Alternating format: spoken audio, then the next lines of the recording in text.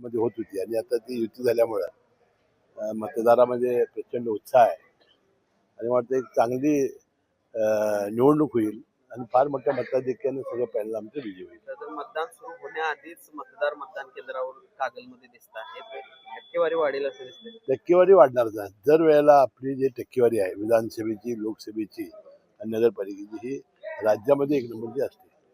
जिल्ह्यातील काय चित्र आहे सध्या राष्ट्रवादीच्या दृष्टीने? आता आम्ही जिल्ह्यामध्ये 13 एकूण नगरपालिका नगरपंचायत निवडणुका चालू आहेत. त्यामध्ये राष्ट्रवादी काँग्रेस पक्षानं स्वबळावर कागल, मुरगुड आणि गडिंग्लज या ठिकाणी नगराध्यक्ष उमेदवारांनी उभे केलेले आहेत. कागलला आपण आघाडी केलेली आहे. मुरगुडला आणि गडिंग्लजला आम्ही स्वबळावर आहोत. चंदगडला छत्रपती शाहू आघाडी आहे. एकूण 4 ठिकाणी छत्रपती शाहू आघाडी आहे आणि त्यानंतर हातकणंगले आणि हुपरीमध्ये आम्ही स्वतःच्या बळावर पॅनल उभं केलेलं आहे. मला विश्वास आहे सर्वात जास्त नगराध्यक्ष आणि सगळ्यात जास्त जागा या राष्ट्रवादीच्या या कोल्हापूर जिल्ह्यातून निवडून येतील.